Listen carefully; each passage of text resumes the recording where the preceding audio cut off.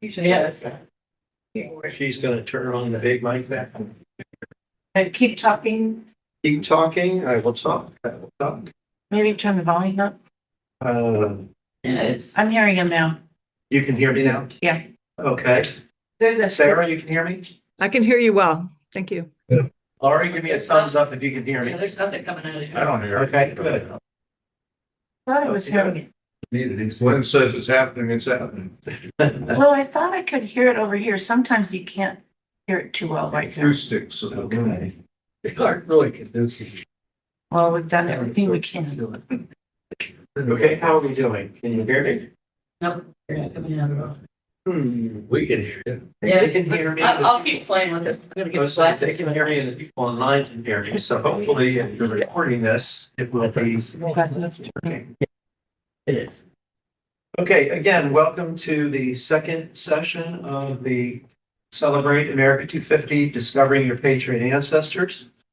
Because there was so much interest and so many questions last time in class 1 about the situation with my daughter Mia, who was adopted in China and whose birth parents we discovered, I just put together a few little graphics here to explain something. And I wanted to talk about matches that are based on physical resemblance, meaning you look like each other, versus matches that are based on DNA evidence, right? And all I can say is matches based on physical resemblance, buyer beware. And I'll show you what I mean. Okay, before we discovered Mia's birth parents, and this was actually before autosomal DNA tests were created, the only thing that you could do was to match a person through like a paternity test. You could determine if that was the father, for example, right? So this one family who we had contacted believed that Mia was a daughter that they had relinquished to be adopted. They sent us a picture of 2 of their younger daughters. And when I saw the younger daughters, I was like, oh my God, that looks like Mia. Both the hairline of the larger of the 2 children, right? And then the expression, the eyes, the nose, the mouth of the younger. So I kind of took the forehead and the face and I blurred them together and I put them next to an image of Mia. And you can see that there is a lot of physical resemblance in those 2, right? And I thought maybe we found the birth family, right? But something was eating at me, which was they said they abandoned the daughter or relinquished the daughter about a year before Mia was found. And I thought, okay, it doesn't make sense. Maybe they forgot. They're off by a year. That's easy to do. It's 8 years or so past, right? She's about 8 years old there. So, so we had a paternity test done. The guy agreed to take it. The first one failed. It was inconclusive. We had to do it again. And it came back absolutely not the father. Okay, so we thought, well, we were close, but no match. Okay. Then through DNA, we did make a match. And this is Mia on the right. She sent that picture to her, what turned out to be her full sister, the oldest daughter of this family named Ming on the left. Ming sent that picture back, and I was like, oh my, they really resemble each other. You know, there's a lot of resemblance of the 2. And I said, I think we finally found them. And then, of course, I asked Ming, would you be willing to take a DNA test? She said she would. I had a friend in China that helped me procure one because it was very difficult to do from the US. And we bought it, she took it and came back. She was a 100% full sister. But I still wasn't sure. You know, so I wanted to make sure that What weren't you sure of? that the father of Ming was also the father of Mia, because pretty sure that Ming's mother was Mia's mother. But the fathers could be different guys, as we know. So anyway, wanted to I wanted to be sure. But anyway, the birth mother and the birth father, or the mother and father of Ming agreed to take a test again. Procured 2 tests in China. They took the test. And this is the birth mother. If you look, you can see a lot of similarity in the nose, the eyes, the mouth, and so forth. And then here's another picture of Mia and her aunt. Back when I was showing it to Trina this morning, she thought it was the same person, just a little older and a little younger. You can see the real resemblance of the 2, right? So she actually resembles her aunt quite a bit as well, the mother's sister. And then that's the biological family that we found. which was an interesting picture. I was telling Trini this morning, we sent a picture that we had done that was professionally taken. We were all dressed in blues, whites, and grays. And then they sent this picture back. And I said, did you go to a photographer? They were like, no, we just did it ourselves. And they all kind of dressed in blues, whites, grays, and blacks. You know, they were trying to mimic what we did. But anyway, that was the birth family. So I just thought I would show that to all of you because there was so much interest. So beware. How can I say this? If you share DNA, you likely resemble each other. But because you resemble each other doesn't mean you share DNA or are related in any way, shape, or form. So keep that in mind in the future when you're trying, especially if you're helping someone who doesn't know who their parentage is, and they're trying to find them. Just looking like them doesn't mean a whole lot. Okay, so we've got that one done. And then what we're going to do is just have a little recap of what we did in the first session, and then we're going to do an exercise together using FamilySearch.org. Okay. So we already started creating our family tree last time, right? And some people, like Lloyd, for example, took it home and he fleshed it out all the way to the first 4 generations. He's got all of his ancestors identified, which is cool. But for those who didn't get that far, we're going to work on that today in class. This is what we're going to cover today. We'll do a quick recap of what we did last time. Then we're going to sign in to FamilySearch.org together. And we're going to do a couple of exercises to just show you how to use the tool in a very basic way, but that's fine.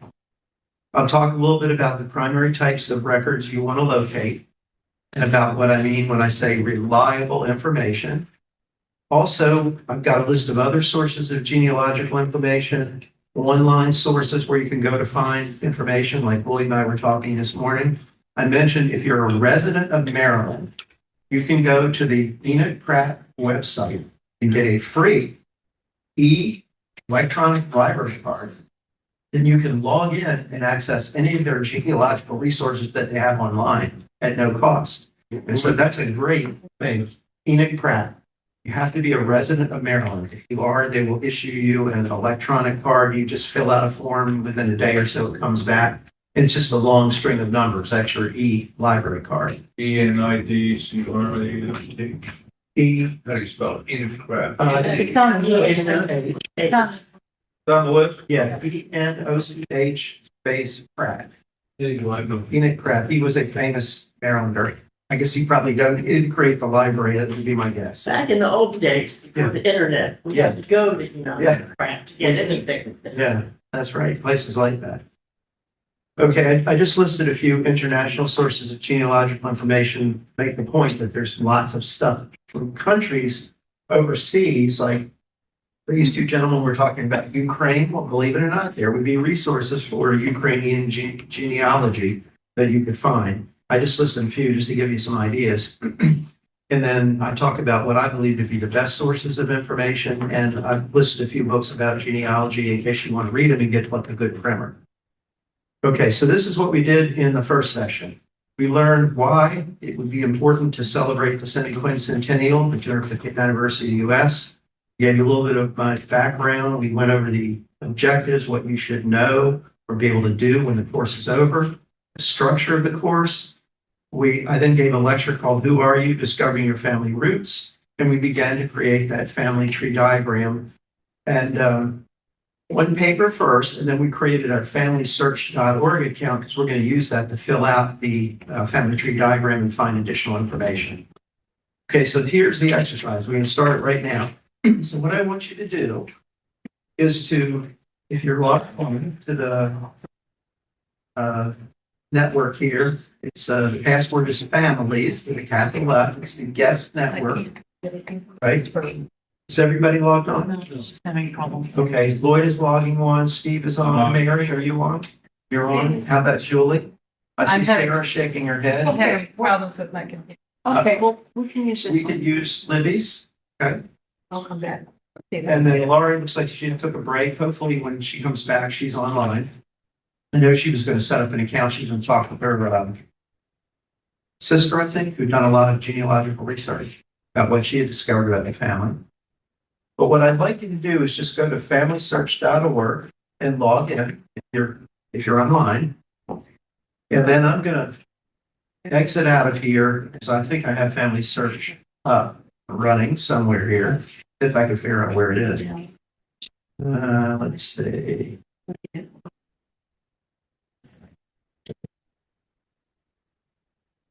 Where is the internet? Oh, bottom right corner. All the way over. Is it this little thing? This one. You're Click here. you're And then I had brought up a screen. this is just the change there. Oh. Oh, so you've got the PowerPoint open, you've got This Chrome one. open. I wonder if I had the Was it a Family Search. Oh, well, it's probably. Yeah, click on Chrome. Oh, it's probably one of the One of the tabs. tabs. No. Well, I can just open it up again. Yeah. I was gonna just show them that at one point since. Okay. Okay. No, this one. Yeah, you just got the stage open. Maybe it replaced it when I. Oh, yeah, if you did that. So I would pull that back up again. this one, Yep. And then just add another, just add it. like right now you're on as well. Okay. I'll demonstrate it here.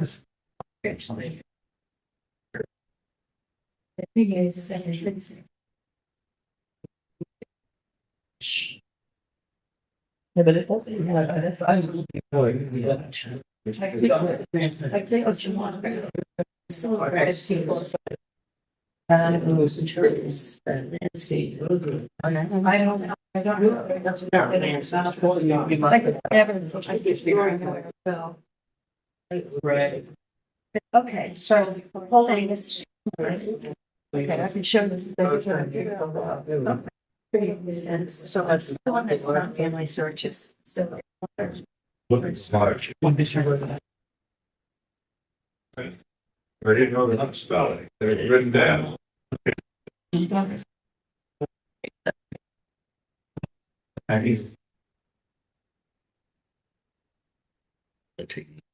Okay.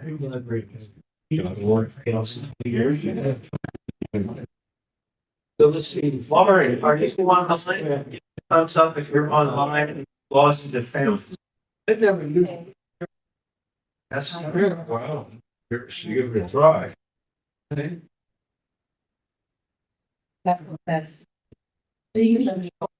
Lauren, can you hear me? Can you hear me? Give me the thumbs up if you can hear me. You're talking, but I can't hear you. Okay, I see the thumbs up. You have to hit the, what is it, space bar to Space bar. bump out? If you want to say something.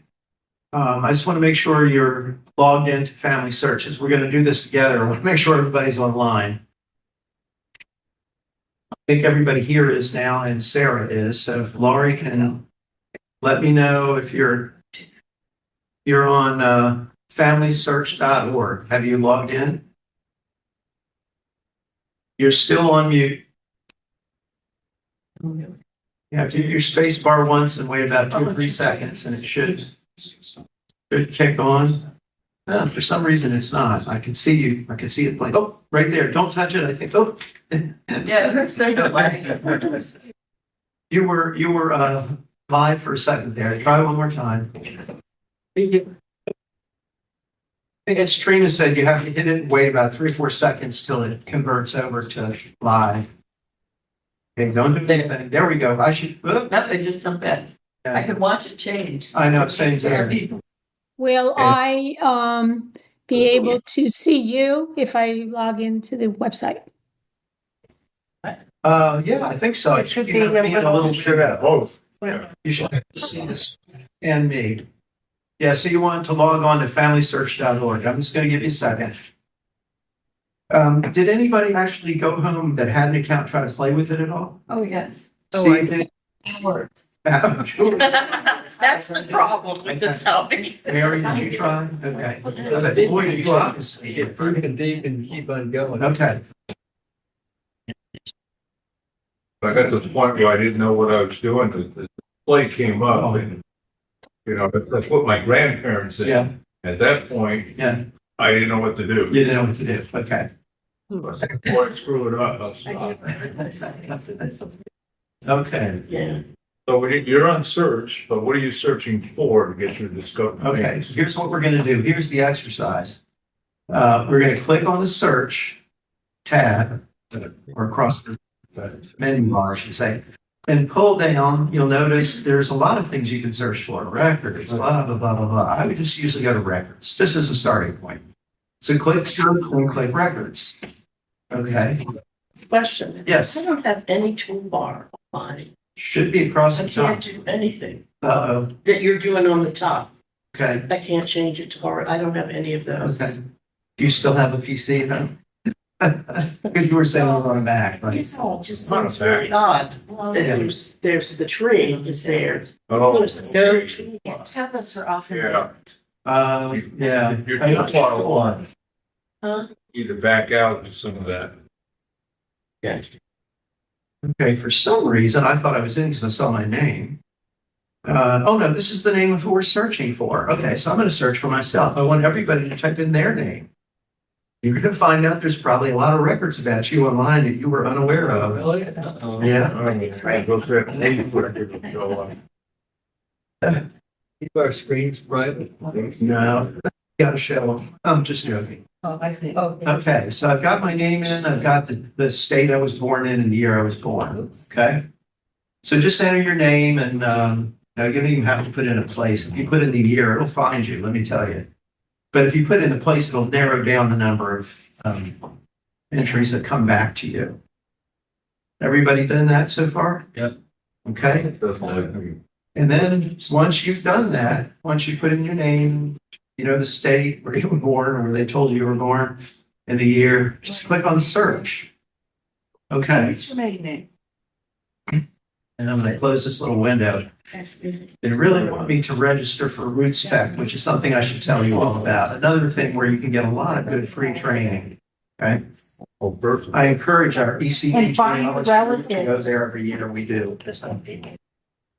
Okay, Second one. now you'll notice on the left-hand side of the screen, yours should be the same. automatic fill business. Yeah. It mentions where I live. Okay, it mentions I was a principal, which I was at one time, not a principal in a school system, but a principal in a consulting company. There's a James Wesley Haygood. Notice Wesley Haygood. Actually, that is the name of my grandson, who was named after my great grandfather. Yeah. William Wesley Haygood. Notice military draft record in World War One. Okay, Don't look that old. right. So not all of these are me, but some of them are me. And if I click on one of them, let's go with the first one, right? Because I'm pretty sure that's me, because it's got the right birth date and it's got the residence where I live now. So if I click on that, it's going to bring kind of a record. It looks like it's from the U.S. population database, and it's got all kinds of information about me. My aliases, were unintentional, I assure you. Somebody interpreted the middle initial O as a D, so they've said that that's one of my aliases, which it's not. Different places I lived at different points in time, et cetera, et cetera, et cetera, right? So if I go to the back arrow, the upper left-hand corner of the screen, you'll see where I'm pointing. The first. Yeah. I can go back, or should be able to go back. Of course, it's not going back. Except that. Yeah, we want. Above Yeah, that, it's more than with arrow, above that. It looks like it's grayed out. Anyway, sometimes it isn't, but this is the basic way you search for anybody whose name you know, right? First name, last name, approximate year of birth or death, because it'll look for either one, but it usually asks for birth, and a location. And the more specific you can be, the better the results will come back to you, the ones at the top of the list, right? But I wouldn't just search that way, because you could search that way You know the person's first and last name, given and surname, you know their birth date. You can actually put in a full date if you know it, month, day, year. And you can put in the location, the town, like the town, the county, the state. You can put in a lot of that, and you'll find records. But you may not find all the records for your ancestor that way, because Well, when the record was put in, it doesn't have all that detail. So that's why you don't necessarily want to always just search with super detail, right? Yes, sir. okay, so I put in my information and Yeah. I'm at historical record search results. Okay. My name doesn't appear, even though I've got it on the add ancestor information, Yeah. first name, last name, Yeah. birthplace, Okay. birth year, Okay. There's nothing about you. and there's nothing about me. And if you scroll down, like with the scroll bar on the right, do any of those records look like you? Well, on the left, they're on I mean, the but- left. Yeah, no, none of them do, and there's 2 pages of them. There's 2 I pages. had the same problem. I couldn't find myself. I found my mom, but not me. Okay, that's very unusual. Normally, you're going to find yourself and you're going to find information that you didn't know was online about yourself. And that's just scratching the surface, folks. Let me tell you, just about anything and everything that you've ever put online digitally is still there somewhere and people can find it. The idea that you have privacy is very rare unless you hire someone to go in and scrub the internet and try to get rid of all the references to yourself. And they can't get rid of all of them, but they can get rid of a lot of them. Okay. But I'm just letting you know, there's a lot of data about you out there. It's surprising that Steve didn't find Well, it. Steve, what year were you born? 1954. Okay, so the last census that came out was 1950. Yeah. So you would have not been on that census. Right, that's true. So, That's true. but isn't there other sources for this data? Yeah, usually there's like Yeah, property things or court things or right. deeds, phone numbers, Direct. town directories. Usually you'll find some. But I don't find that much on my stuff because I was born in 55. Right. I was interested. Sometimes though, like let's say it's a census record, and he wasn't the census for a second. Mm. And you know how in the census, it depends whether you've had your birthday that year when they took the census or not. So are you a year older or are you not? Well, the census will subtract and it will, how can I say this? It may think that you're a year younger than you are. And so if you put in your actual birth year, it won't find you. But if you put in the year showing you're a year younger, it will find you. It's crazy, right?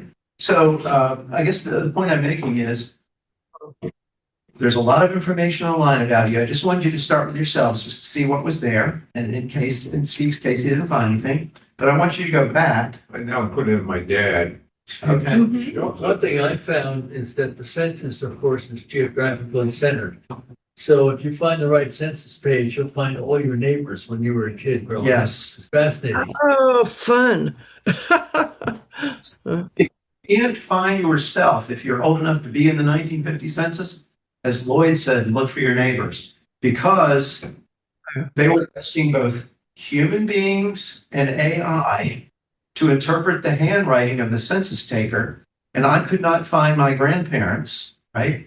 But I searched for people I knew lived near them and I found them. They were right next to them, but they had misinterpreted the handwriting.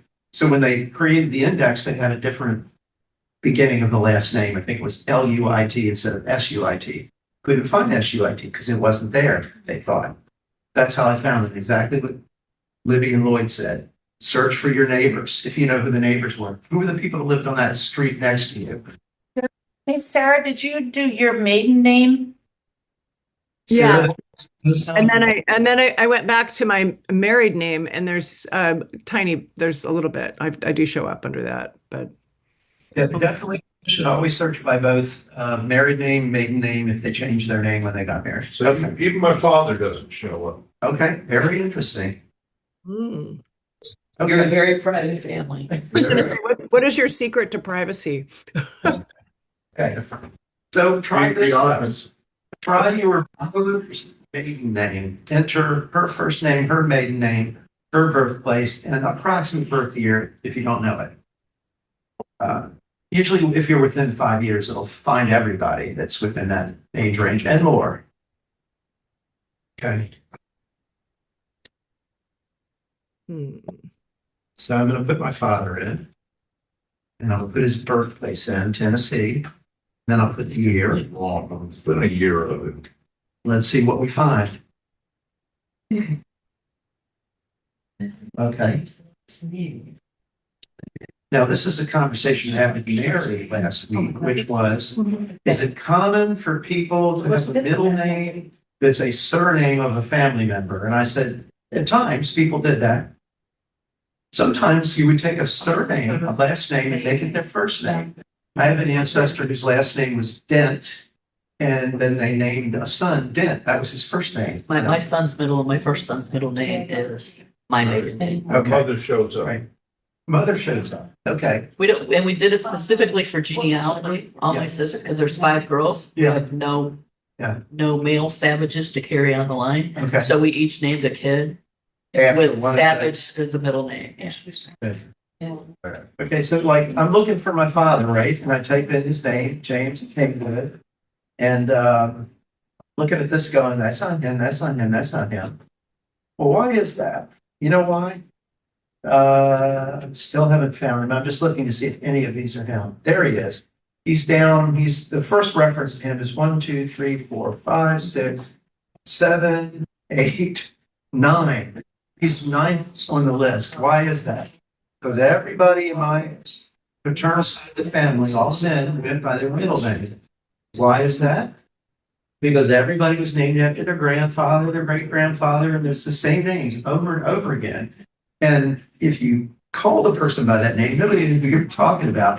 So the middle names were unique, and that's why everything was called. If I go back and do the search again with my father's middle name, I'm going to find a bunch of records. I found my father. I missed it. Okay, good.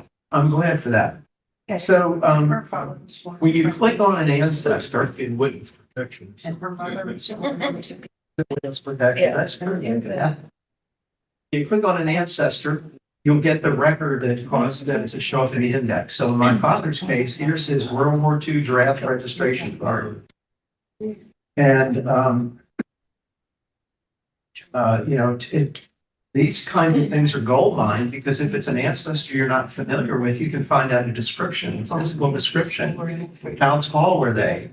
Were they light complected or dark complected? I knew the answer to that one without looking. What was their race, hair color, eye color, etc. Weight, right? So if you find certain records, you can describe your ancestor that you never met because there's a description of them in the record. Sometimes it's a description you wish was not there. Like, it's given much to drink, things like that. They'll just say all kinds of things that they put in a record of that person. But you can kind of work backwards in time from these individuals that you know to individuals that you don't know using this technique. Because one of the records that you're almost certain to find are going to be census records, right? So if my father, he's not listed there because he would be listed almost certainly in the census record by his middle name. And I don't see any here that I recognize as being a census record. My boss didn't have to go. Okay. But it shows up here, and it's the census. Yeah. Social Security Okay. source here. Right. Yeah. Right. Sure. You'll often find Social Security records for an ancestor that applied for Social Security, even people that applied right when it first began, in what was it, about 1930s, I think, 34, 35, somewhere around there. You might find that one of your ancestors who was born long before that suddenly then qualified for Social Security and went ahead and applied. They'd have a record which would give information about them, that stuff you didn't know. Okay. There's another James M. Haygood. You'll notice here, I've got it top of the left side of my screen, but he wasn't born the right year. He was born a little bit before my father, a lot bit before my father. So that couldn't be him, but it is James M. Haygood. So that's a clue, folks. That's a clue. That could be an ancestor right there, because my father's name is James M. Haygood, right? Yes. Suppose the information is incorrect though. Okay, I'll say this. The information is only as good as the record keeper, right? Or the record that's created. You'll definitely find information that's wrong. You might find a death date on a death certificate that does not agree with the date on the tombstone, right? Well, was the tombstone created at the time of the death record or many years later? Maybe the family couldn't afford the tombstone. When the person died, I'd probably go with the death certificate, right? But then again, the death certificate is only as good as the person who gives you the information to put on the death certificate. But sometimes they're like, well, I think she was born, or I remember the father's name, or the mother's name wasn't known. And, you know, they just give the best information they can find. And But you accept a record if you know it's the right person, but say they put the wrong, yeah, they spelled it wrong. So, right. And remember, spelling was not consistent until Webster's dictionary started standardizing the spelling of words. And so I've seen in one document an ancestor's name spelled 3 different ways in a single document. So don't get hung up about spelling. Yes. My grandfather from Russia, I didn't know anything about. I went to his naturalization record. Yes. Yeah. Says, Yeah. And did you find this record? that's what I'm saying. I'm looking at it. You're looking at it. Yeah. Does it have a picture of him? Sometimes, some of the records will actually have a A photo. view record will do that. It depends, yes, click on view record, it might not be that record. So I got the Okay. form that you had up there, I think. before. Yeah, so here. there are multiple records associated with immigrations, okay? And there may or may not be a picture. The original document. Yeah, view original, and it could be multiple pages, it may not be, it might just be a single page. But notice down at the bottom there, the little blue, that's framing the case you're looking for. I would look before and after in case it slips. I was looking for photos. Well, it may not have one. I'm just saying, I have Yeah. found photographs of people when they immigrated in the late 19th century Find somebody in for the. individuals who didn't even know they had that ancestor. Now they're looking at a picture of this. It's so cool, right? There is no 1890 census. Correct. It, Right. There are a few remnants of it, right? But most of but it's state wrong. censuses are a good place to go Yes. look. What's the current census available for research? 1950. So they can only release a census every 70 years. So we won't see 1960 until it's a ways away. Another That's 10 close. years. Another 8 years, 10 something like that. Yeah. Yeah, we will all show up in the next census if we're not already in the 50 census. Depends if you're born before 50 or after. I think Canada, it's 110 years. In England, it's something like that too. It's a privacy issue. It is, yeah. Okay, so if you've done yourself and your grandparents, then I want you, if you know them, put your great-grandparents' names in and do the same thing. And look at the records that are available for them. Hopefully, you're going to find a census record. Census records are important because they tie families together. You'll see the grandparents' name, and then the list of their children. Hopefully, one of them is your parent, right? Same thing for great-grandparents. And remember, in the US, the federal census goes all the way back. The first year was 1790. 1790. First national, if you want to call it that, federal census. But as So it's good to. Libby said, Yeah. the states also kept censuses, because think about the states before we became a united country. They were really like little countries, right? So they would naturally take a census of their residents, especially because they wanted to find out a couple things. Who is of fighting age, if we need men to fight? Who owns property, if we need to tax them, right? So they were going to take these censuses for various reasons. And the states have sometimes even more data than the federal census has, right? It depends on which state and which year they collected and what they collected. Sometimes, like if you go back in the federal census, you got 1790, 1800, 1810, 1820, 1830, 40. It wasn't until 1850 that they started listing anyone other than the head of household. But that's not true of the state census. Sometimes they'll list all the members of the family, even in 1790. They'll list every member of that family. I know that because I've seen some of them, right? Like in Maryland, they would list all the head of the household. They would list all the children and If they owned slaves, they would list the slaves by their first name because they typically only had a first name, They right? also tell you whether they can read or write, what their occupation was, Exactly. the tongue of the mother, tongue of the father, where they're from. It's a lot of data. Right, and we're, exactly. And the census changed over time. There was a lot of common information and they would add or subtract, right? Depending upon what was important that year for whatever reason. But you can use this technique to chain your way back in time by finding census records, by finding probate records. When someone died, what we can do with all the property? And they would often say, I leave all of my property to my beloved wife. Sometimes they didn't name her. Right. Most of the time they did, but not always. Should she not marry? And if she remarries, then the property goes to, and they usually divide it among the children. That's usually kind of how it went.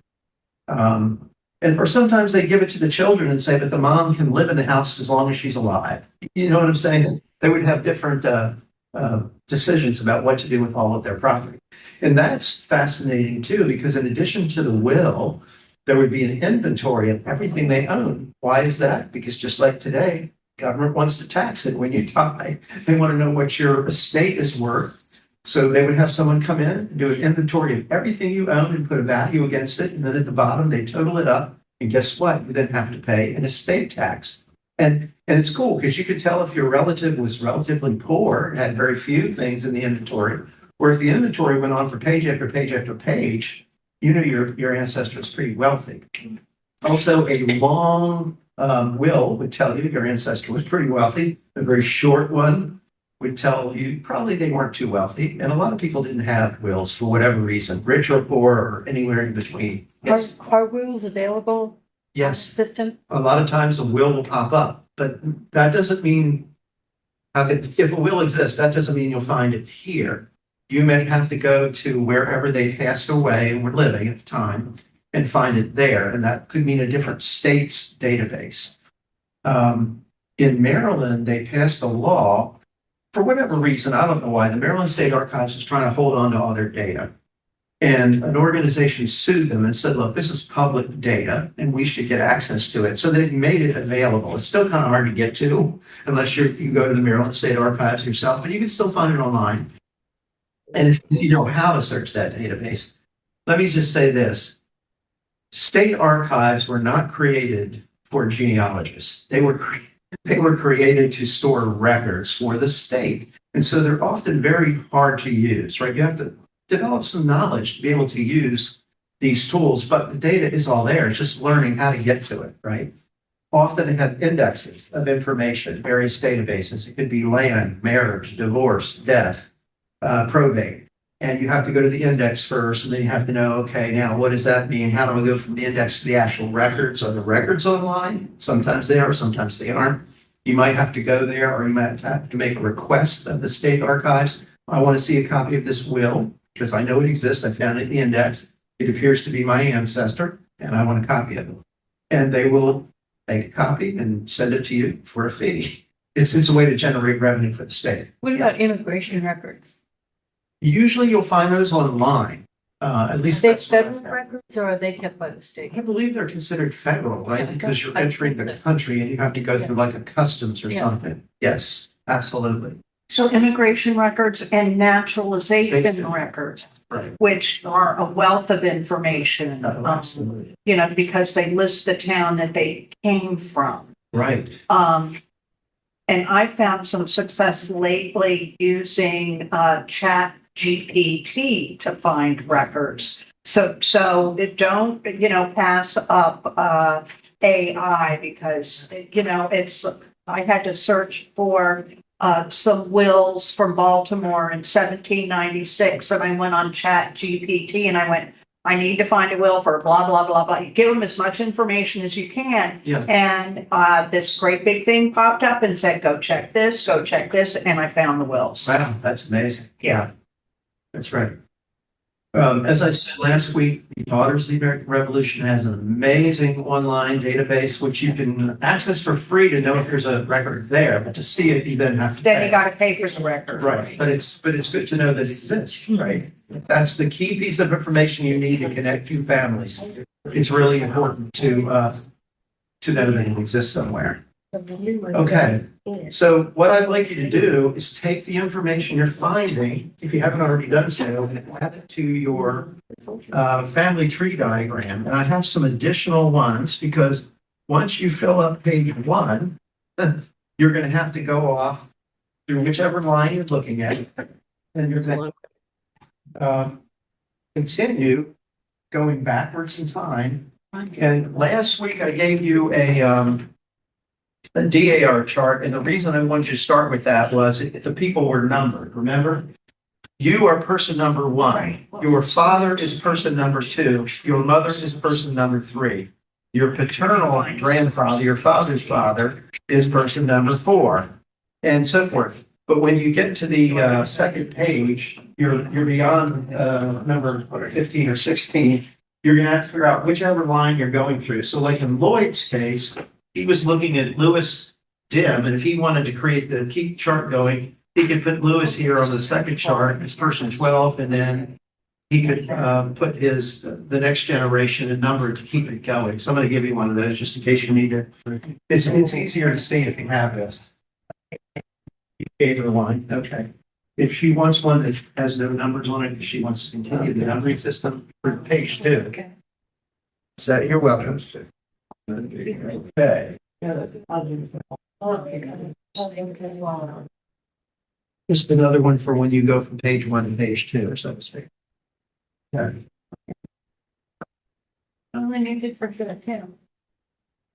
And the easiest way to remember is for the males, which are always, even number, right? Like 2, 4, 8. The next generation of male ancestor always doubles the one before.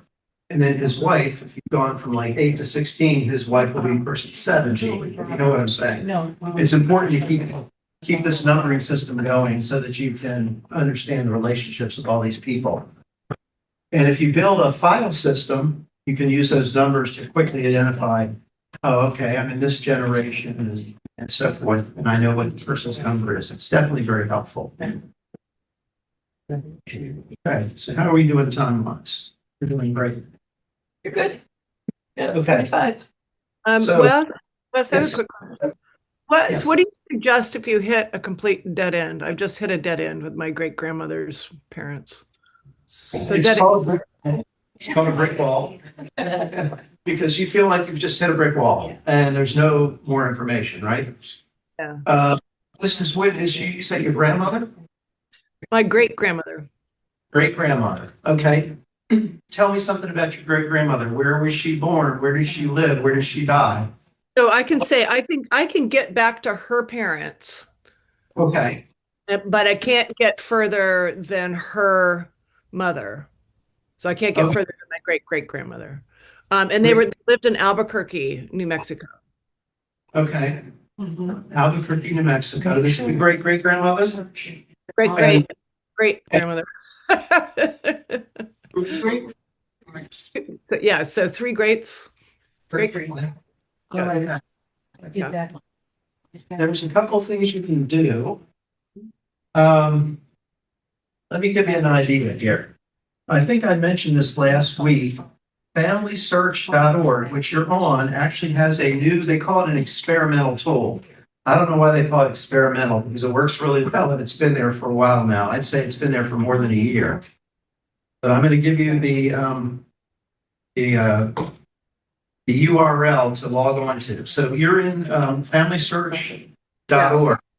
If you put a slash at the end, FamilySearch.org, I'll go to it right now just to show you what it looks like. Okay, FamilySearch.org, and then you type the word search after the /. Okay, and then you put another slash. So you've got FamilySearch.org / the word search, another /, and then you want to type full FULL dash text, TEXT, full text. So Say that I, again. You've got to spell that out again for me, please. So you got FamilySearch.org, then you put a slash, you type the word search, put another forward slash, full dash hyphen, I guess, full hyphen text. It's called a full text search. Yes. T as in Tom, text. Yeah, like texting, full text. So what you do is, in the past, the only way to search online was to search indices, right? You're searching an index to see if someone's gone through a document, for example. Let's say there's a whole list of wills, and someone, good-hearted person, goes through all those wills, and every time they find a name, they list that person's name. They create an index, right? They tell you which will that name was found in, right? And so when you were searching for, say, wills in a certain area, you're searching the index. You're not searching the actual wills, right? You're searching an index. I get an error message like Okay. that. Let's see if what I get when I type it in. Okay, it looks like I got there. Okay. I'm gonna check this over. I'll be right back. I'm gonna walk this over so that Steve can see it. See, it's underlined in red here. Take a look at this. Is that where it is? No, you forgot the search after org. See where you have org? Put another slash. In there. In between the two slashes, put the word search. Got it. So about a year ago, maybe a little bit more,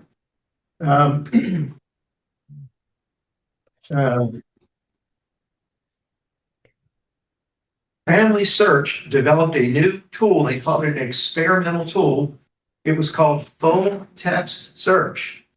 What this is doing is they've used AI to read old 19th, 18th, 17th century handwriting. And believe me, it changed a lot over that time. They've trained it to read that writing and then bring it up and translate it, like type it up so we can read it. And it's about 95% correct. So what happens is if you type in your great-great-great-grandmother's name and maybe the place where she lived, I'll almost guarantee you'll find additional records you've never seen, Sarah. And the reason is you were searching indices.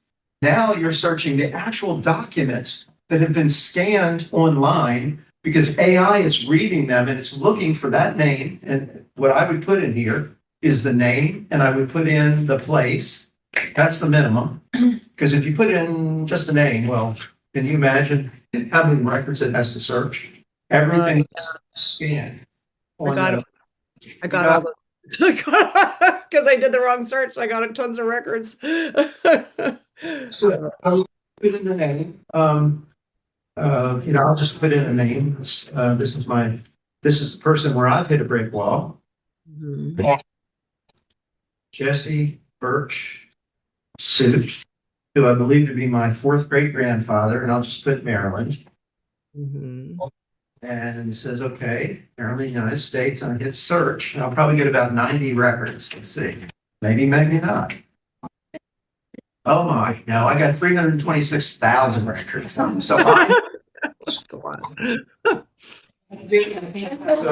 going to go back and I'm going to put it in again this time, and this is important. Put it in quotes, put quotes around it. Okay. Search for just that name. So it was searching for all three names. That's why it needs three records. I forgot. Okay. Under keywords, you're putting the name of the person you're searching. Okay. I made a mistake. I put it in the name field. Let me go back one more time. But you can put a name in the keyword field, but I would put his name in the name field because they know you're looking for names. Mhm. And let's see, suit. Keywords with name. In the name field, put the person's name in the name field as much as you know and put quotes around it. And then in the keyword field, I'm going to put the name of his son, Edward. And I know they lived in Maryland. So I'm going to put Maryland. And I may or may not find much about this, but we'll see. It's been a while since I've done this. Yeah, their son was born. Okay. Maryland, United States. So I've got his name, his son's name, which I've confirmed. That was a brick wall that took me forever to break through to find out that he actually had a son. And let's see if this finds the two of them together. No, it didn't. Okay. Because for whatever reason, it couldn't find that person's name with that son's name and that location. So, okay, fine. I'll go back and I'll just put his name in this time. And I'll put Maryland again. And let's see if I find some records. Hopefully I will. Oh. You need to try all different combinations, only 2 records, but notice if you see this, these 2 records actually found his full name, Jesse Birch Suit. Which is what I was searching for. And notice one of them is a probate record. That's interesting. I haven't seen the second one. And that might be because this has been added to the Family Search Board online database. It wasn't there the last time I searched, right? That's why I say you always should go back periodically and research these databases, because you may find there's additional information that wasn't there when you first looked. So maybe I wasn't paying attention, but why did you put his son in the Because I wanted to see if I could find any records that connected the two, connected them? right? So if I go back and I did it one more time, and if I put DC in it, I might find him this time, because I know there's a record where the son, but then again, did he refer to his father as Jesse Birch Suit or just Jesse Suit? So let me try this. Jesse Suit. Oops. I'm gonna put Edward here. What's the intention of this I'm having trouble with? Okay, and then let's put Jesse Suit, because I don't know if he would have put his father's middle name. And I know there was a record in the District of Columbia, because that's eventually, I found one there and I found one in Ohio that allowed me to connect these 2 guys together. Let's just see if it finds anything. Oh, District of Columbia. Well, it found Edward and it found a Jesse Birch, but not Jesse Birch Suit. That's interesting. Interesting, very interesting. Jesse Birch was an uncle of Jesse Birch Suit. Okay. Died. See, that's they seized his land All when right, he died. Not good, not good. good. I need to look into this because I've never searched for the uncle before. See what these records might tell me. Huh. The other thing is you got to search for all different ways.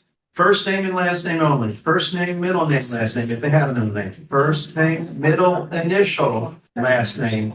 Yes. Middle name, last name, drop the first name, because you don't know how the record was today when you're searching indices. But here, it will find whatever you put in quotes, if it can find it, and that location. And that can really help you a lot to find records, Sarah, that you may never have seen about your great. Yeah. This tool and the use of AI is revolutionizing genealogical research, because you can read anything that's online now. And it's about 5% accurate. It will get better over time as they train it to, no, that's the way they made an F in the 1600s. It looks nothing like an F today, but if you know what it looks like, then you know, that's an F. That's Frank, not Sank or whatever, right? So, and, writing has evolved over time, let me tell you. And it can be very painful to try to read it. He may have come. Doesn't like me. Okay, so how are we doing? I just want to come around and see what progress people are making. Lloyd, I knew you had a full page before we started this. And you've already traced back on through Lewis down to a Patriot ancestor. How about your surname? I'm assuming that's Divine? Devine. If you search that line back, have you figured out when that ancestor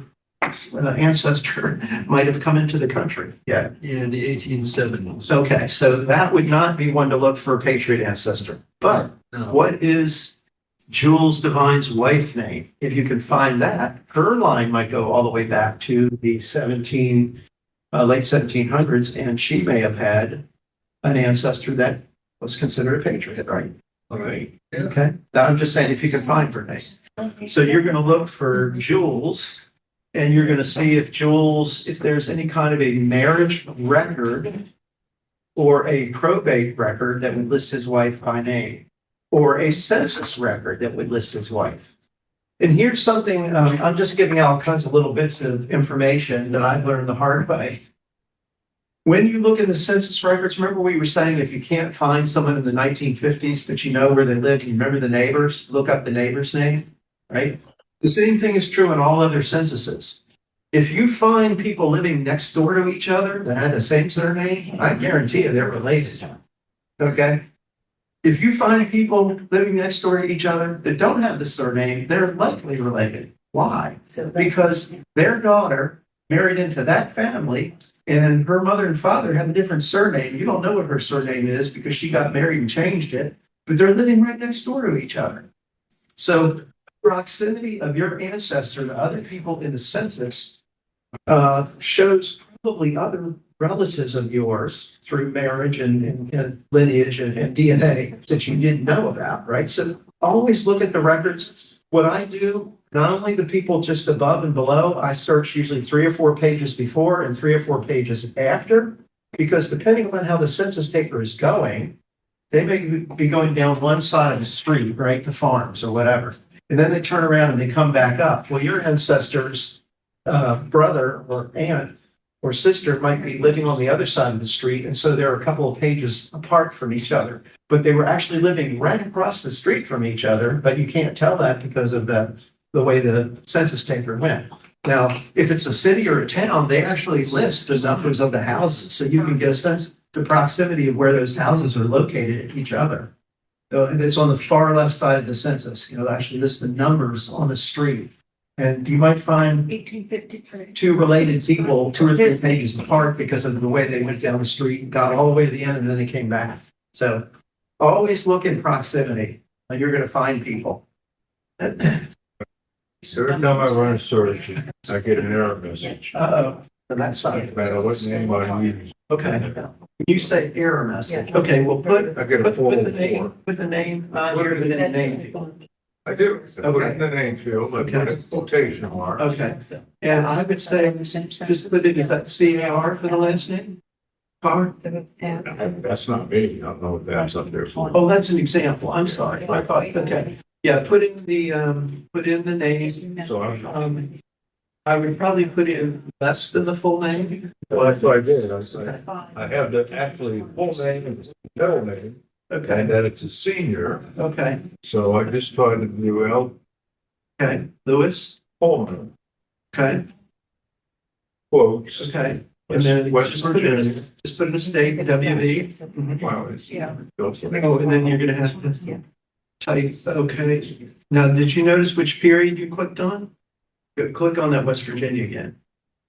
Whatever, okay, start typing West Virginia and stop when you see, keep going west, keep going. There might be multiple, sometimes there'll be more than one. 1863 to present. Because that's when West Virginia was created. Right. But at the time, like, Okay. you know. Okay, so you're looking at that time period, okay? Oh, yeah. Don't put in a date, just go ahead and hit search, let's see what we find. Okay, that's interesting. Your query contains mismatched quotes. That's what I keep getting. Let's go back, I want to see what quote you used. It's gone, so it never shows back up. Okay, tell me the name, Lewis who? Palmer. Colmer. Let's try Lewis. And Remember Lewis could have been spelled Lewis at that time, just because, keep that in mind. Lewis, it looks like Colmar. Colmar, and he was from West Virginia. Right. Okay. Okay, let's just see if it's your computer for some reason, or if it's something about the search. Well, I've done 3 names and I have mine in quotation mark. You go. Okay, let me get the left, I missed one of them. Yeah. Let's just see if it's something else. Okay, looks like I'm getting some results. Here we go. So it's not the program, it's something about, if it says that your quotes are different, just try a single quote, just see if that would be something different. I'm just thinking it's something, it's interpreting your quotes as not the same. I don't know why. But notice 85 records for the name Lewis Colmer, in this case, Jr. Right, there's a junior and a senior. Okay. And it's in the court records, so he had to go to court for some reason. He could have been being sued, he could have sued, he could have been an opponent. There. Yeah, I says, it just all depends. Lots of deed books. He bought some land Oh, or, yeah, he was. Had made some land. Ran a German newspaper.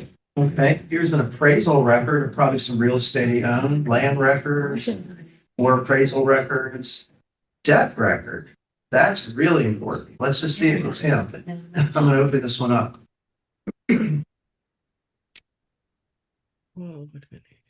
Okay, let me expand it so we can see it. translation. You're not here. I know, but know about the Okay. translations. It's a perfect thing. Lewis Colmer, who was born in 1855. Does that sound like you're Lewis or Junior? That sounds like one of them. Okay, this is a death record. Place of death was in Ohio. Oh, no, Ohio County, excuse me. Wheeling, West County of West Virginia. Yes, West. that's right. Wheeling County, Wheeling, West Virginia, Ohio County. What do we know about him? His birthplace was Germany. Yeah. The Ernest Ziegler's in there. Ernest Ziegler, that was his father. That's a relative, right? That's his father. And his name was Colmer, huh? Right. That's interesting. So why was his name Colmer? That's a mystery right there. Is it possible? Just thinking. That he changed his name? Is it possible that he was raised by Ernest but fathered by another man? Meaning the wife had a child when she married Ernest? And so he considers Ernest his father. Or it was Ernest his father, but he was raised by Colmer. I mean, it's a mystery to solve, right? Well, he ran away from home when he was young. Okay.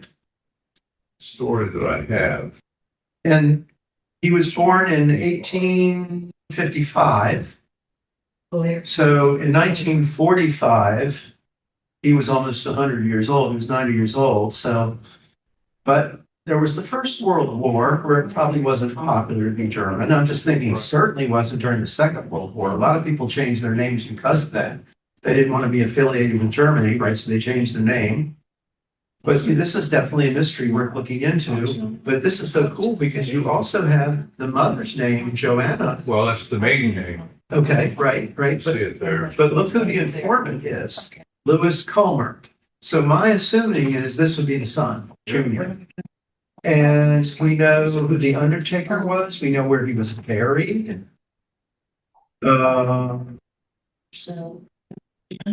Okay. Lots of good information here. We know he died of endocarditis and myocarditis, which I believe is considered a heart attack.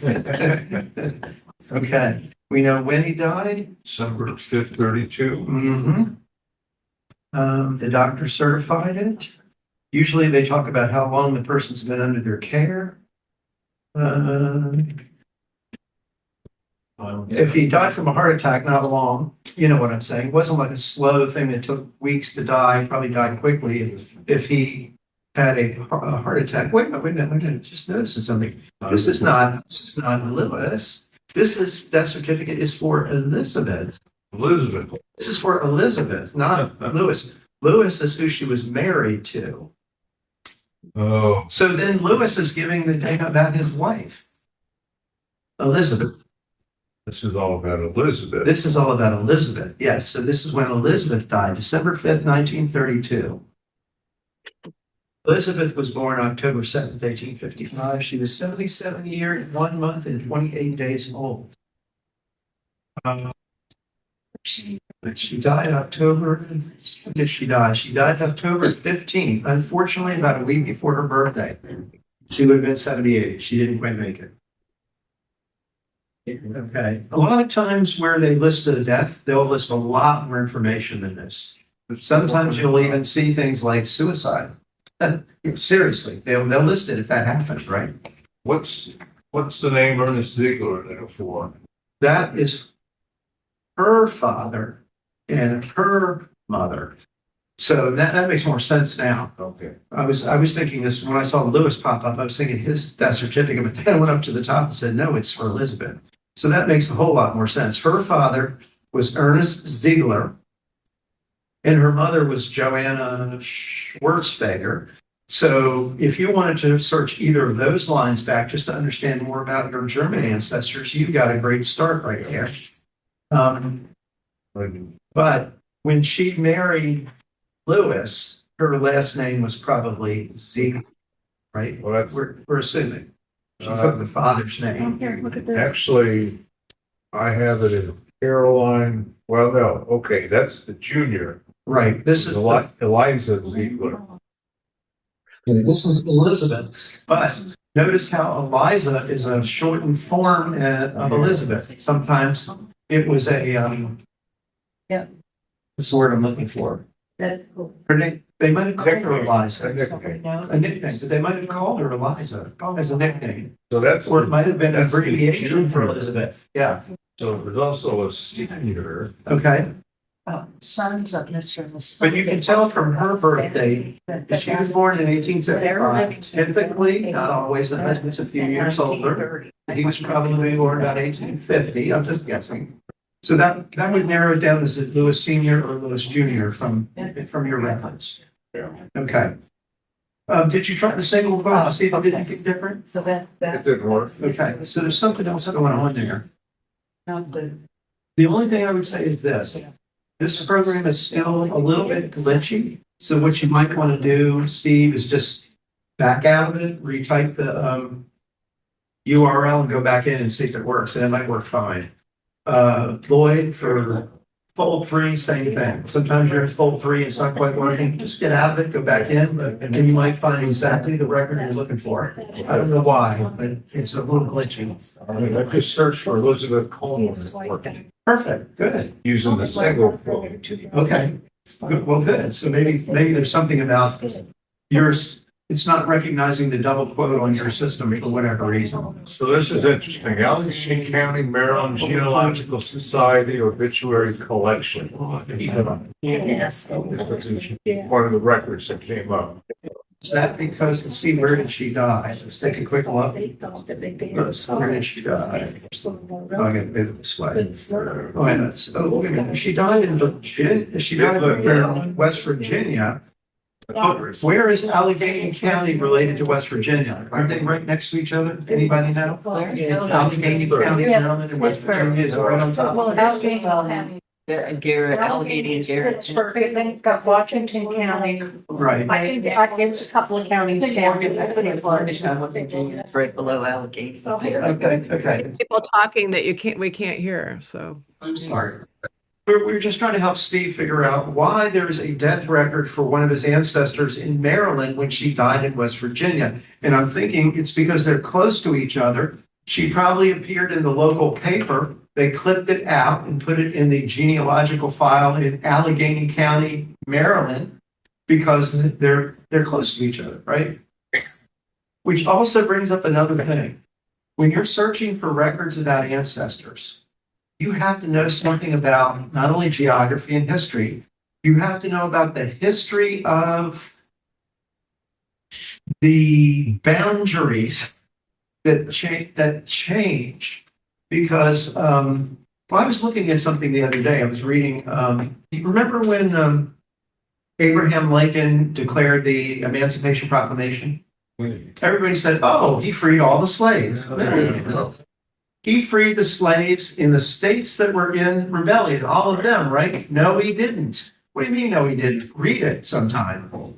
He freed the states that were in rebellion, except for certain places in those states where he said they could still be slaves.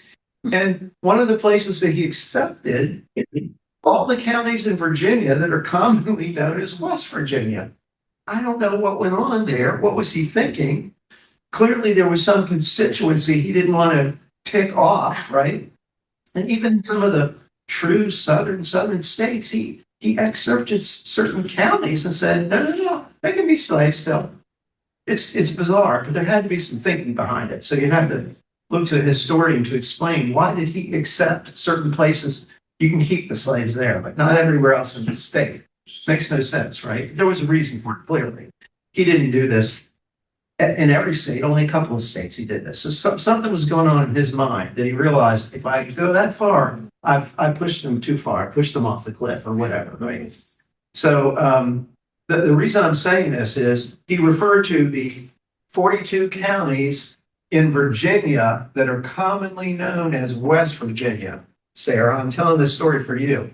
So you need to know the boundaries. Think of it this way. A person could live in one house and never move and live in 3 different states or counties because of the way the boundaries kept getting redrawn. So the important thing is you have to understand that because you might be looking for records in one state, but at the time your ancestor lived there, it was considered another state or another county. And so the records for your ancestor are in that other state or that other county. Does that make sense? So you're looking at the wrong place. If you were only looking at the boundaries as they exist today, you have to know what the boundaries were as they existed at the time. And even if you know that, that doesn't necessarily mean the records are where you think they are. They could have gone to the other county or other state. So then you have to check them all. Does that make sense? You have to check them all because they could be in one place and not another place. And the other thing is, just because they say they don't have the records doesn't mean they don't have. They often find records that they don't know they have. And that's why periodically, if you're pretty convinced that your ancestor lived in a certain place, you know what the boundaries were, where the records should be, you should check back from time to time because you might discover that they found some new records in that old book or on top of that old shelf or in that closet, and now they are available to you. And believe me, I know people that have found useful information that way by saying, I'm just going to check back one more time. And they check back and they find information that they said they didn't have. Well, they did have. They just didn't know they had. Keep in mind that archives are only as good as the number of people they have, their training, the money they have. Because they have lots of records that they may not be able to make available to you because they just don't have the manpower. Their penmanship. Right, and their penmanship too, the way people write it. Like in Maryland State Archives, it never, it drives me crazy. I'll go to the index, I'll find the record, it'll go, you gotta come here and see it. And, but it's online here. And I'm like, well, if it's online there, why don't you just make it online everywhere? Why can't I just get it from home? Why do I have to come there and log onto your computer to see it online? And they said, honestly, Wes, it's just a manpower issue. We have to go through this process before we can put it out to the general public. We only have so many people, so much time, so we got volumes of records. So sometimes you have to physically go there and look for the online record on their computer because they haven't made it available yet to anybody outside the firewall. Is that a good explanation? So, but over time, they keep doing this. They keep putting more and more records online so that don't assume that you checked it a while ago and you didn't have time to drive to Annapolis or wherever it is you're going. It might be online today, right? Because they actually got to those records and they put them online outside the firewall so you can access it from home. So it's always good to refresh periodically what you're doing, go back and try again. So I got the marriage license. Elizabeth Ziegler. Oh, you found their marriage license. Very cool. Okay. I have to sign off. My battery's dead. I apologize. Thank you so much. You're welcome. I'm glad you found that full text search. Go through all those records, Sarah. You're going to find some information about your great grandmother. That'll be great. Thank you. Okay. I'm going to hop out of this right now if I can figure out how to get out. And I want to just go over a few things before we leave. We've only got about 15 or 20 minutes left. And we will continue this exercise next week. Continuing to search. We'll help you individually like we're doing and building out this family tree diagram. Yeah. You go over that a little bit. Okay. Where is it on here? Or actually, let me write this down. Let's see.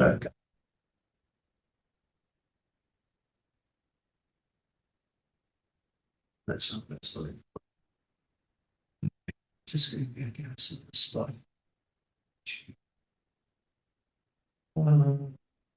Easier to go this way. Here's some.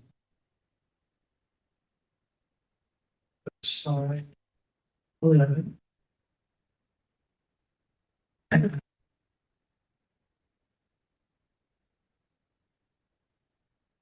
12.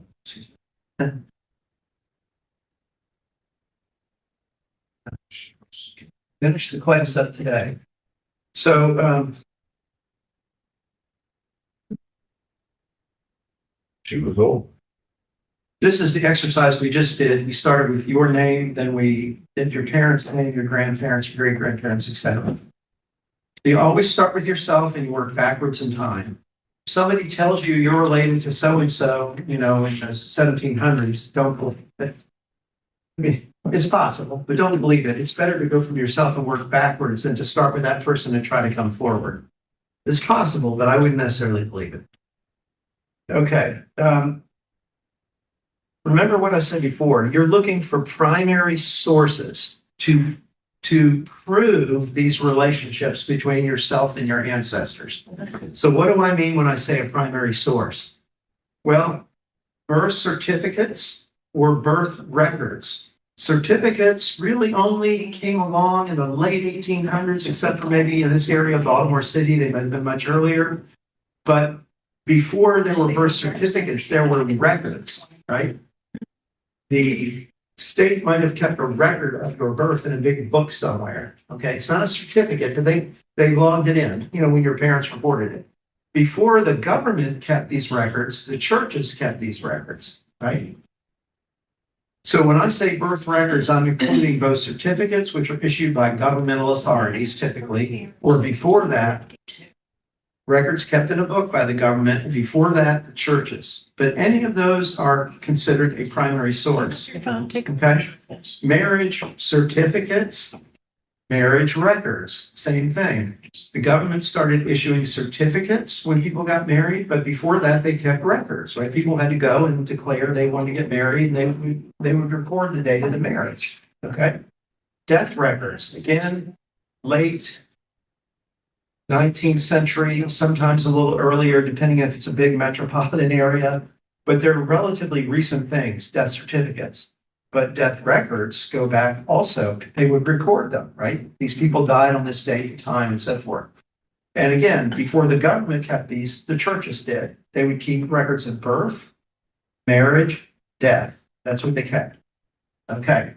Cemetery records. Well, obviously, if you go to a cemetery, you can find the gravestones and they have names and dates. That's great. But remember, as I said before, the cemetery may also have a plot of everyone that's buried there, whether they have a gravestone or not. And of course, those records get lost and whatever over time, and there'll be, big gaps in those records. But if they always ask, because they won't necessarily volunteer it, but if you ask, they may say, "Oh yeah, I've got a plot map of the cemetery." You do, and it covers this period of time, okay? But then we're missing records for people buried between these years and these years. But then we pick it up again, and we have more records. So it's always good to ask about what they have of those records. And sometimes they're not with the cemetery anymore, but they've been transferred to like a archive, state archive, or a historical society. They may have them, or a church, because often, as we know, the cemeteries were affiliated with churches, so the church might actually have the records of who's buried in that cemetery, not the state or the governmental authority. We already talked about federal and state census records. Those are considered primary sources. Again, they're not always correct, only as good as the person recording the information and the person giving the information, but they're considered primary sources. Probate records, we've got wills, estates, inventories, administrations. There's a lot of different documents associated with when a person passes away, and they're all called probate records, and you want to try to find all of them associated with a specific person. Military records, draft, pension records are golden if you can find those. If you were given land for your service because especially the Revolutionary War, all the colonies were broke, the states were broke, they would just give people land for their service. And so they would issue a bounty land warrant saying you get this land, okay? You had to go and claim it and all that. It was yours. Muster rolls, meaning a list of all the people who were here and whether they were able to fight or not fight, whether they were in the infirmary or sick. You know, they would complete a list and they would say what their condition was, because you have to know, okay, we've got an army of 5,000 people, then how many of them are actually able to go out in the field and fight? So they would create a muster roll, and they did this multiple times. A lot of these have survived, a lot of these have not survived. And of course, land records. Usually every state will have a database of land records. And I remember in Maryland when I was talking to them and I asked, how far does this go back? And they said, the beginning. I said, what do you mean by the beginning? They said, you know, when the Lord Calvert originally issued the first piece of land to someone, it's there in the database. Like, you're kidding me. No, it's there. And I couldn't believe it, but it is there. Yes, sir. Are there records of individual soldiers that were in 800, like Bay 100 and stuff like that? You know, 100 fighting men in a certain organization? They're not necessarily listed by where they live, but the soldiers often volunteered together, so they ended up in the same regiment. Does that make sense? Yeah, yeah. So That's that's recruited together too. Yes, Officers were given a job of recruiting. the officers were sent out, the ranks are getting depleted, go find more men. They often would go to where they lived and people they knew and say, come on, we need you guys to join the army, right? I don't know what they told them, how to convince them to join, but anyway,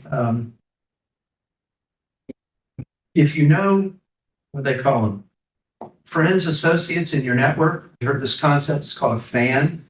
Who are your friends? Who are you associated with? Who are the people in your network? That's a good way to find your ancestor if you can't find them. If you know who some of the neighbors were, go see if the neighbors signed up or were listed in the military, because you might find your ancestor because they went with them, right? So that's another important thing to do, absolutely. And I just noticed in red, these are all considered reliable primary sources that you can say they're just about as good as gold, and you can use them to prove relationships and document things. Additional records, vital records, that only happened, as I said, in the late 19th century, late 1800s. Birth, death, marriage certificates. But before that, as I said, there were records. Okay. Gravestones, we're talking about these probates. It's pretty much the same thing. I was just trying to differentiate a little bit between certificates coming from the government and records kept by the government or others. Okay.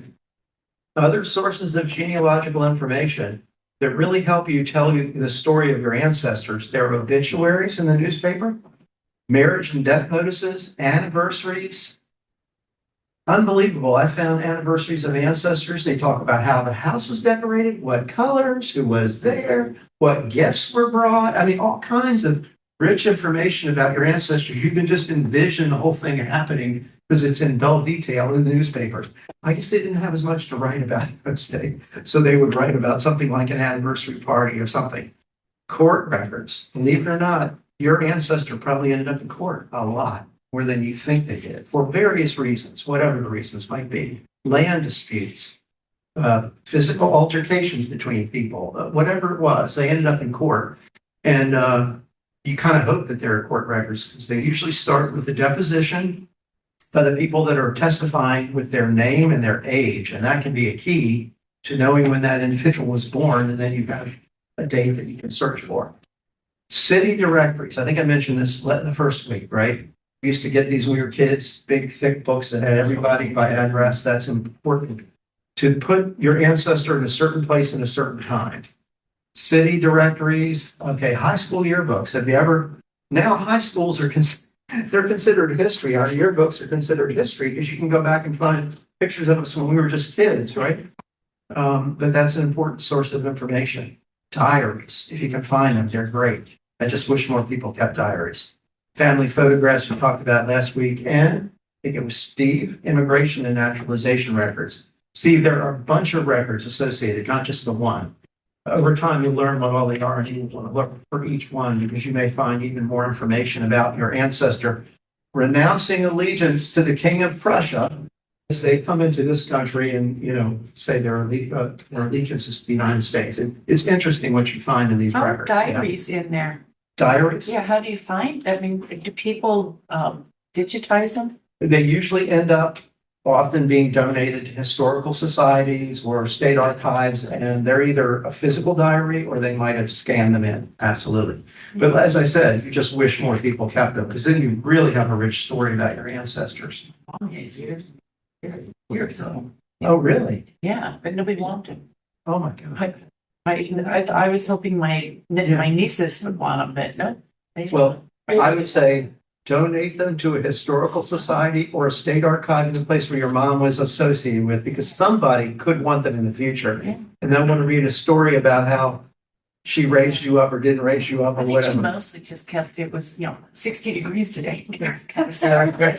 Well, even that can be useful to weather. It's true. But, sometimes they wrote more, something was on their heart or whatever. It's good to know. Okay, here's some other sources of genealogical information that you can find.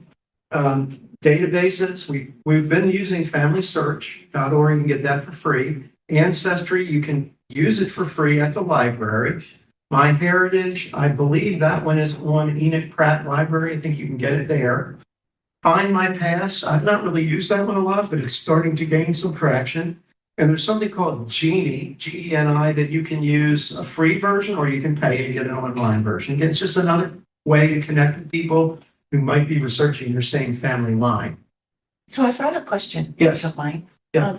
I did most of my original work on family, Yeah, not family, the ancestry.com. right. Is there a way to transfer my work from that into Family Search? Marilyn was asking that before earlier. I don't know if the programs or the databases are designed just to transfer information one to another, but sometimes they'll let you create a file that's like a family tree. Right. Family group sheets, but no, you can't, Ancestry will not let you transfer your tree Right, but some will Any- allow you, form or anything into another. yeah, But you can save your data, right? So like Your if I, data, once, whether you pay for your subscription or not, your data is always there. well, I was wondering about that Yeah. because I haven't been using it Yeah. for the last few years and I've been paying that subscription still. yeah. Thinking I had So to you do can that. turn it off and you can turn it on, and that's a good way. Okay, so yeah, it's winter time and you're bored and yeah, you got time to sit there and do that. Then just get a short subscription.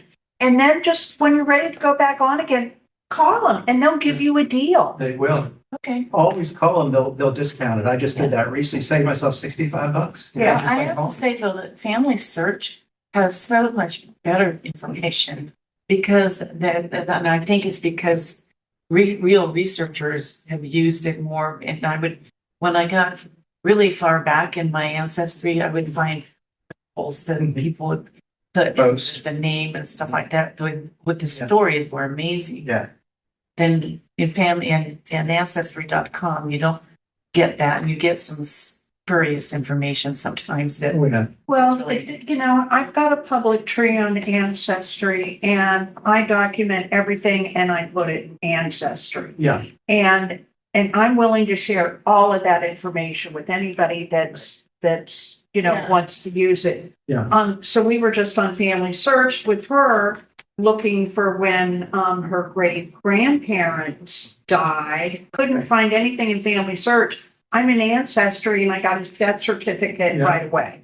So it all, it's like Yeah. this. Well, and it's funny because we've been sitting here, I put in the Family Search, yeah. my name, my ancestors, my dad, I'm like, nothing. There's Not funny. absolutely nothing about my Does he family. get everything on ancestry.com? So how much do we trust? But it doesn't matter what he's done. It's Family searches filled in Yeah. multi-generations for me.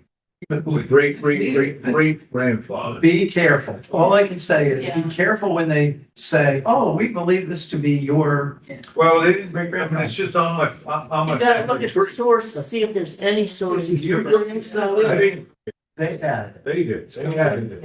All I can say is treat one fair. Showed up. Yeah.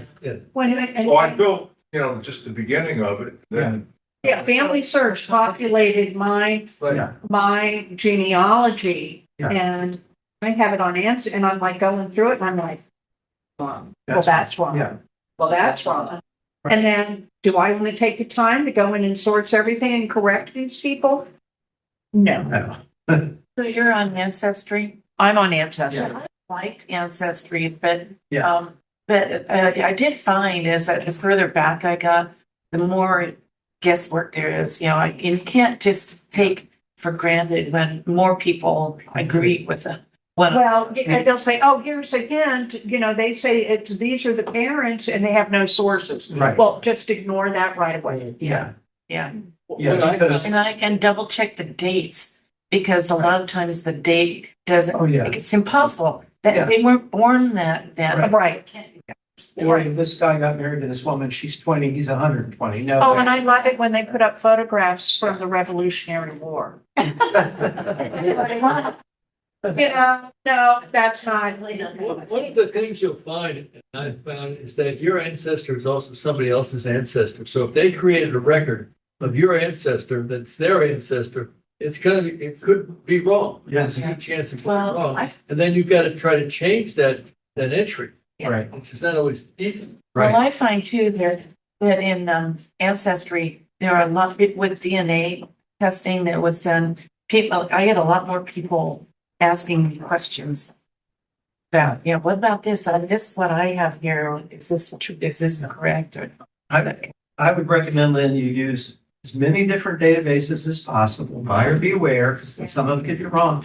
But as Libby said, she found something in one database, it's not in the other. But I'll bet she finds something in Family Search, it's not in Ancestry. Absolutely. I find stuff in Right. Family Search. So I use them both. Yes, I just keep my tree documented in Ancestry because other people can't mess with it. right. And the original question that started this is, can you transfer it? Well, they're not designed to transfer, but there's something called a GEDCOM file that you can upload. And I haven't done this because I'm just very happy with controlling my tree.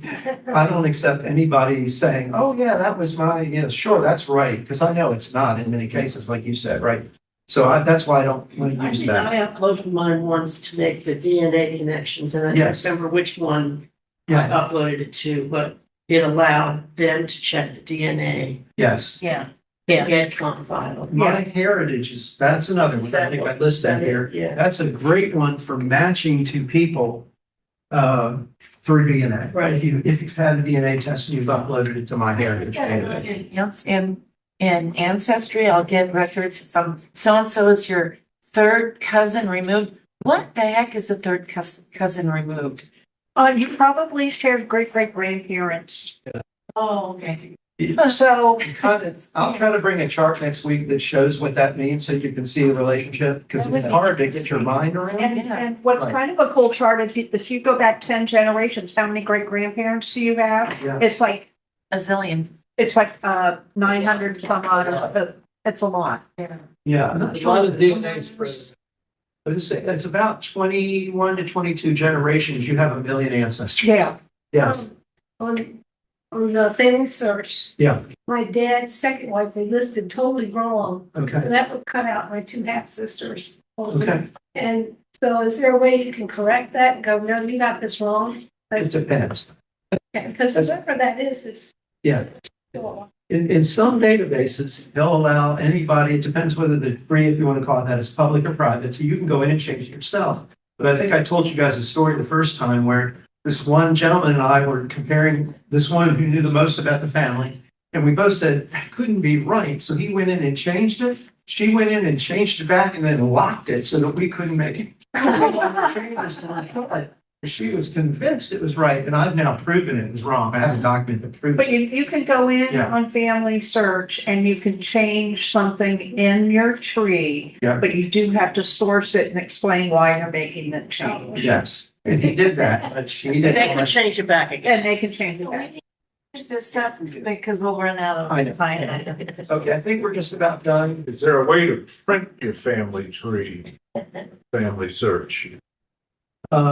Yes, so I don't see why you should be print capable. Well, I mean, it's just, either so Yeah. large or so small to get to the whole Well, thing. take a look at Lloyd's. I don't know if he created it using family search. Ancestry. That was Ancestry. Ancestries. They'll print in different sizes, and you might have to print different parts of the tree to be able to. The magnifying glass. Well, family group sheets, I think. Yeah. I just listed a few international sources of genealogical information, so you can see that they exist. And remember, the first week I talked about Cindy's list, Cindy's CYNDIS. That is an index of indices. You could find any country, anywhere, what date exists, where it is, who has it. That's where you would go. But this just, it's listed right there at the bottom, but this is just. GNS, another one. You had last Wednesday, you had GNS, which was an excellent one I found. It is a very good one as Like well. European ancestors. Yes. Okay, best sources, you and your relatives, start there, local libraries, genealogical societies, Library of Congress, National and State Archives, NARA, National Record Association, county courthouses, that's the way you used to have to do it. One name societies, family history societies, and of course, the Sons and the Daughters of the American Revolution. You got a lot of data. I think Trina has put this so you guys can get it, right? I have also PowerPoint as PDF, so Yes. if you don't have PowerPoint, you can still look at it. Yes. Okay, they're aware. Good. And everything's in the folder. In the folder. It's shared on the memo. Yeah, Jake, when you get the recording this afternoon, I'll have a little link and just click on the link. Oh, Yeah. oh, Some great books if you want to read more about genealogy and, yeah, ones that I found very helpful. Anyway, okay. I think that's it for today. Thank you so much. Wow.